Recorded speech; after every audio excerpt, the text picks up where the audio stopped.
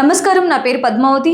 PNV news కి స్వాగతం. ఈ రోజు భారతీయ పార్టీ వెంకటగిరి నియోజకవర్గం వెంకటగిరి పట్టణ అధ్యక్షుడు పాలకృష్ణమూర్తి ఆధ్వర్యంలో భారతరత్న భారత మాజీ ప్రధానమంత్రి శ్రీ అటల్ బిహారీ వాజ్పేయి గారి జయంతి కార్యక్రమానికి ముఖ్య అతిథిగా రాష్ట్ర కార్యవర్గ సభ్యులు మరియు వెంకటగిరి నియోజకవర్గ కన్వీనర్ ఎస్ఎస్ఆర్ నాయుడు గారు పాల్గొని శ్రీ అటల్ బిహారీ వాజ్పేయి గారు చేసిన పనులను వివరంగా తెలియజేసి వారికి ఘన నివాళులు అర్పించారు.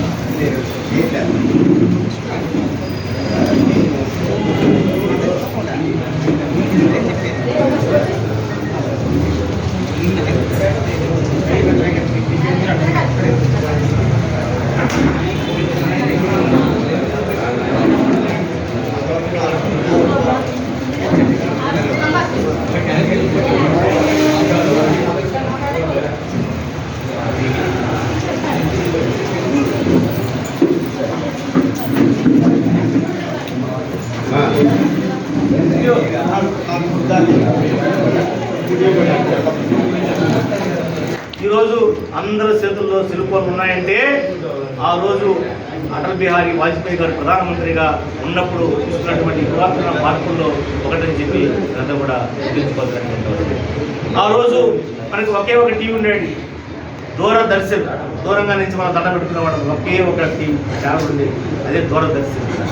కాలక్రమేణా వాజ్పేయి గారి టైంలోనే దాదాపు వందలాది వేలాది ఈరోజు ఛానల్స్ వచ్చాయంటే అది వాజ్పేయి గారు తీసుకున్నటువంటి సంవత్సరంలో ఒక భాగం అని చెప్పి మనందరం కూడా సాంకేతికంగా ఎంత అభివృద్ధి చెందిందో అర్థం చేసుకోవాల్సినటువంటి అవసరం ఉందని చెప్పి సందర్భంగా కూడా తెలియజేస్తాను.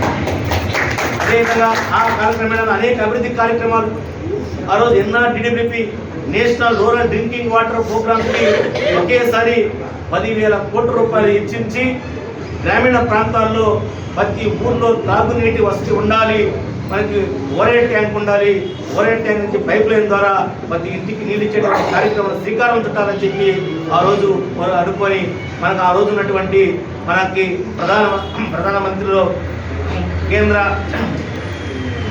గ్రామీణాభివృద్ధి శాఖ మంత్రులు మన సింహపురి ముద్దుబిడ్డ ఆంధ్ర ఆశాజ్యోతి ముప్పవరపు వెంకయ్యనాయుడు గారు ఆ రోజు కేంద్రంలో గ్రామీణాభివృద్ధి శాఖ మంత్రులు ఉన్నారు. వారి సారథ్యంలో ఎన్ఆర్డీడబ్ల్యూపీ నేషనల్ రూరల్ డ్రింకింగ్ వాటర్కి 10,000 రూపాయలు కేటాయించడం, దేశవ్యాప్తంగా త్రాగునీటి సమస్యలు తీర్చడానికి అవన్నీ హెచ్చించడం, అదేవిధంగా ప్రధానమంత్రి గ్రామీణ సడక్ యోజన పథకాన్ని గతంలో మన భారతదేశ వ్యాప్తంగా కూడా ఎక్కువ గ్రామీణ ప్రాంతాలకి రోడ్డు ఉండేటువంటి పరిస్థితి లేదు. 1999-2000 సంవత్సరంలో అప్పుడే స్టార్ట్ అయింది. అది ప్రధానమంత్రి గ్రామీణ సడక్ యోజన పథకాన్ని తీసుకొచ్చి నేషనల్ హైవేలో ఎంతైతే ఖర్చు పెడుతున్నారో దాంట్లో కనీసం 10% అన్నా మన గ్రామీణ ప్రాంతాలకు రోడ్డు అనేటువంటి సంకల్పంతో ఆ రోజు మన వెంకయ్యనాయుడు గారు పట్టుబట్టి వాజ్పేయి గారిని ఒప్పించి ఆ రోజు ప్రధానమంత్రి గ్రామీణ సడక్ యోజన తీసుకొచ్చినటువంటి ఘనత మన సింహపురి ముద్దుబిడ్డ ఆంధ్రుడు ఆంధ్రుల ఆశాజ్యోతి ముప్పవరపు వెంకయ్యనాయుడు గారు కూడా గుర్తించుకోవాల్సినటువంటి అవసరం ఉందని చెప్పి ఈ సందర్భంగా తెలియజేస్తా ఉన్నాం. ఎందుకంటే ఆ రోజు గ్రామీణ సడక్ యోజన ఉండమంటే ఈరోజు ప్రతి గ్రామానికి మన భారతదేశ వ్యాప్తంగా అన్ని రాష్ట్రాల్లో, అన్ని మండలాల్లో, అన్ని జిల్లాల్లో ఈరోజు గ్రామీణ ప్రాంతాలకి తారు రోడ్డు నిర్మాణం జరిగిందని చెప్పి మనందరం కూడా అర్థం చేసుకోవాల్సినటువంటి అవసరం ఉందని చెప్పి ఈ సందర్భంగా తెలియజేస్తా ఉన్నాం. గతంలో కాంగ్రెస్ ప్రభుత్వంలో ఒకటి నెహ్రూ ఎన్ఆర్జే ఒక పథకం ఒకటి మాత్రం ఉండేది. అది చిన్న చిన్న గ్రావెల్ రోడ్లు అవి మాత్రం వేసేవాళ్ళు. ఈ ప్రధానమంత్రి గ్రామీణ సడక్ యోజన కొంచెం వచ్చినప్పటి నుంచే గ్రామీణ ప్రాంతాలకు రోడ్డు నిర్మాణం జరుగుతూ ఉన్నది. దాంట్లో అనుబంధంగానే నాబార్డు కింద అదేవిధంగా ఎస్సీ ఎస్టీ సప్లాన్ అని, అప్గ్రేడేషన్ ఆఫ్ ఎన్ఆర్జీఎస్ అని, మైగ్రేషన్ ఆఫ్ ఎన్ఆర్జీఎస్ అని, మిగిలినటువంటి రోడ్లన్నీ కూడా AIIB AC infrastructure investment bank నిధులతో ఈరోజు గ్రామీణ ప్రాంతాలకి అన్ని గ్రామాలు కూడా కనెక్టివిటీ వచ్చింది. ఆ రోజు వాజ్పేయి గారు తీసుకున్నటువంటి నిర్ణయం అని చెప్పి మరొకసారి మేము కూడా తెలియజేస్తాను. అదే ఆ రోజు రైల్వే కనెక్టివిటీస్ కావచ్చు, అదేవిధంగా టెలిఫోన్ రంగంలో, అదేవిధంగా ఇందాక చెప్పిన టెలివిజన్ రంగంలో కావచ్చు, అదేవిధంగా అనేక రంగాల్లో మన యొక్క సంస్థలను తీసుకొచ్చి భారతదేశాన్ని అభివృద్ధి పనులను ముందుకు తీసుకున్న ఘనత మన అటల్ బిహారీ వాజ్పేయి గారికి దక్కుతుందని, వారి ఆశయాలకు అనుగుణంగానే మరలా 2014లో మన భారత ప్రధానమంత్రి నరేంద్ర మోడీ గారి నాయకత్వంలో వాజ్పేయి గారి ఆశయాలకు అనుగుణంగా అన్ని కూడా పనిచేస్తూ వచ్చినాం. ఈరోజు ప్రపంచంలోనే ఇప్పుడు నంబర్ 1 అగ్రగామి దేశంగా భారతదేశం ఎదుగుతుందని చెప్పి ఏమాత్రం మనం డౌట్ లేదు. రాబోయేటువంటి 2047 నాటికి మనకి భారతదేశం ప్రపంచంలో అగ్రగామి దేశంగా నిలబడుతున్నటువంటి ఎలాంటి సందేహం లేదని చెప్పి మరొకసారి మీకు తెలియజేస్తున్నాను. అన్నింటికి పునాది అయినటువంటి వాజ్పేయి గారిని ఈరోజు మనందరం కూడా నివాళులర్పించి ఘనంగా నివాళులర్పిస్తున్నాం. ఎవరికి ఈ సందర్భంగా కూడా వాళ్ళకి ధన్యవాదాలు మనం భారతీయ జనతా పార్టీ జన్మించారు. ఇప్పుడు మధ్యప్రదేశ్ రాష్ట్రం అది. వారు బాలాభ్యాస్ నుంచి కూడా మంచి క్రమశిక్షణ కలిగినటువంటి విద్యార్థిగా, తర్వాత జర్నలిస్టుగా, విద్యార్థి నాయకుడిగా అనేకమైనటువంటి విభాగాల్లో పనిచేసినటువంటి పరిస్థితి. 1942లో అప్పుడు బ్రిటిష్ పరిపాలనకు వ్యతిరేకంగా జరిగినటువంటి క్విట్ ఇండియా ఉద్యమంలో కూడా వారు చురుగ్గా పాల్గొన్నటువంటి విషయం చెప్తా ఉంటారు మనందరూ. ఆ తర్వాత భారతీయ జనసంఘ్ పార్టీ వ్యవస్థాపన చేసి శ్యాంప్రసాద్ ముఖర్జీ గారు కావచ్చు, దీన్ దయాళ్ ఉపాధ్యాయ కావచ్చు, వారి సారథ్యంలో కూడా 1951లో జనసంఘలో ప్రవేశించినటువంటి విషయం మనకి తెలిసినటువంటి విషయం. భారతీయ జనతా పార్టీ నాయకులందరూ కూడా అదే క్రమంలో 1968 నుంచి 1973 వరకు జనసంఘ పార్టీ అధ్యక్షుడిగా కూడా మన వాజ్పేయి గారు చేశారన్నటువంటి విషయం. అదేవిధంగా జనసంఘ్ మరలా భారతీయ జనతా పార్టీగా ఆవిర్భవించింది. అది ఏప్రిల్ 6వ తారీఖు 1980లో అటల్ బిహారీ వాజ్పేయి గారు, ఎల్కే అద్వానీ గారు, కొంత ముఖ్యమైనటువంటి నాయకులను కలిసి భారతీయ జనతా పార్టీగా ఆ రోజు ఆవిర్భవించింది. ఆవిర్భావం నుంచి కూడా వారు పార్టీ అధ్యక్షులుగా ఉన్నటువంటి విషయం భారతీయ జనతా పార్టీ నాయకులందరూ కూడా తెలుసు. ఇప్పుడు 1980 నుంచి 86 వరకు కూడా భారతీయ జనతా పార్టీ జాతీయ అధ్యక్షులుగా వాజ్పేయి గారు ఉన్నటువంటి విషయం. అంతేకాకుండా భారత స్వతంత్రం వచ్చిన తర్వాత జరిగినటువంటి సార్వత్రిక ఎన్నికల్లో ఫస్ట్ టైం ఆయన పోటీ చేయలేదు, రెండవసారి ఆయన పోటీ చేసి గెలిచారు. అదేవిధంగా మూడవసారి 9వసారి కాకుండా దాదాపు 14 సార్లు ఎన్నికలు జరిగితే వాటన్నింటిలో కూడా మన పార్టీ గ్రహించారు, అందరిలో కూడా గెలిచారు. అదేవిధంగా 2 సార్లు లోకసభ కూడా ఎన్నికైనటువంటి విషయం భారతీయ జనతా పార్టీ. ఈ విధంగా దాదాపు 50 సంవత్సరాల పైన వారు పార్లమెంటులో, లోక్సభలో పనిచేశారు.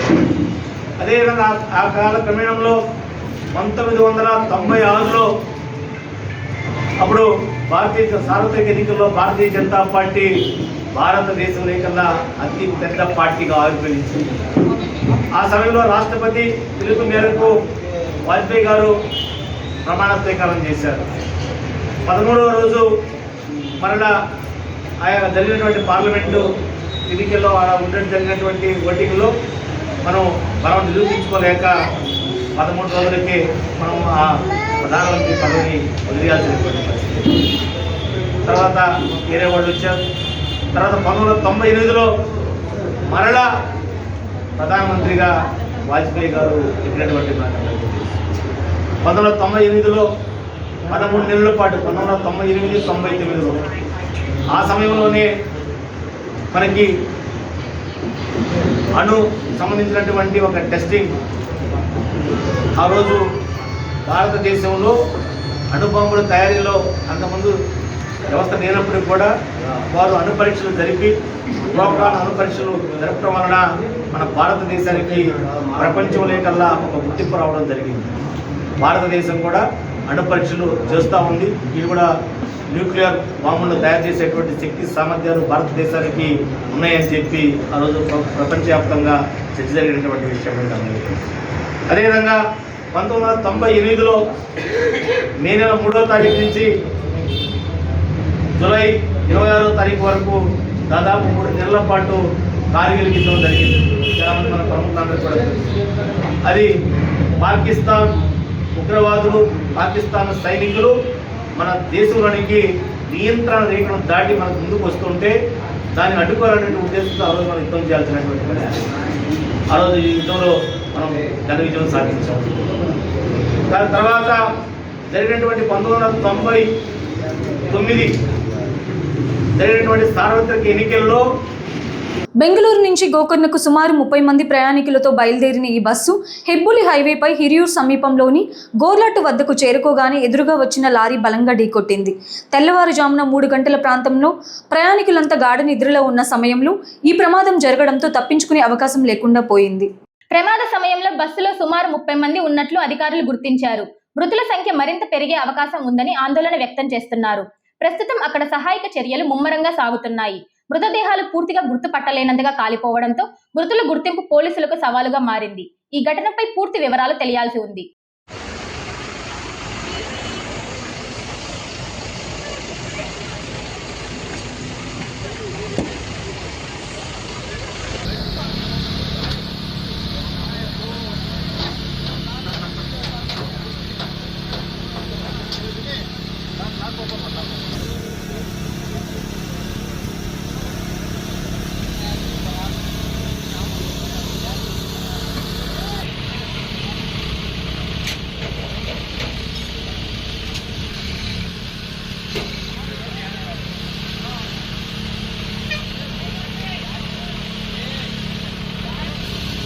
నెల్లూరులో తెలుగుదేశం పార్టీ జిల్లా కార్యాలయంలో గురువారం ఘనంగా జరిగిన కార్యక్రమంలో నెల్లూరు జిల్లా తెలుగుదేశం పార్టీ అధ్యక్షుడిగా శ్రీ బీద రవిచంద్ర గారు ప్రమాణ స్వీకారం చేశారు. ఈ సందర్భంగా వెంకటగిరి శాసనసభ్యులు శ్రీ కురుగొండ్ల రామకృష్ణ గారు ఆయనను మర్యాదపూర్వకంగా కలిసి పుష్పగుచ్చం అందించి శాలువాతో సత్కరించి శుభాకాంక్షలు తెలియజేశారు. ఈ సందర్భంగా ఎమ్మెల్యే కురుగొండ్ల రామకృష్ణ గారు మాట్లాడుతూ పార్టీ పట్ల నిబద్ధత, అంకితాభావం కలిగిన బీద రవిచంద్ర గారికి జిల్లా అధ్యక్ష బాధ్యతలు దక్కడం సంతోషకరమన్నారు. ఆయన నాయకత్వంలో నెల్లూరు జిల్లాలో తెలుగుదేశం పార్టీ మరింత బలోపేతం అవుతుందని, కార్యకర్తలకు అండగా ఉంటూ పార్టీని ముందుకు నడిపిస్తారని ఆశాభావం వ్యక్తం చేశారు.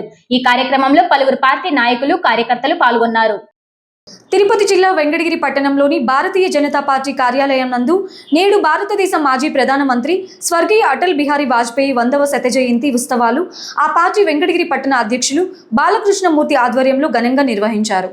ఈ కార్యక్రమానికి వెంకటగిరి నియోజకవర్గ పరిధిలోని భారతీయ జనతా పార్టీ మండల నాయకులు, కార్యకర్తలు, అభిమానులు అశేషంగా పాల్గొనగా ముఖ్య అతిథులుగా ఆంధ్రప్రదేశ్ రాష్ట్ర కార్యవర్గ భారతీయ జనతా పార్టీ సభ్యులు మరియు వెంకటగిరి నియోజకవర్గ కన్వీనర్ ఎస్ఎస్ఆర్ నాయుడు పాల్గొని స్వర్గీయ అటల్ బిహారీ వాజ్పేయి చిత్రపటానికి పూలమాలలు వేసి ఘన నివాళులు అర్పించిన అనంతరం ప్రధానమంత్రిగా స్వర్గీయ అటల్ బిహారీ వాజ్పేయి భారతదేశ అభ్యున్నతికి కృషి చేసిన విధులను ఆయన గుర్తుకు తెచ్చారు.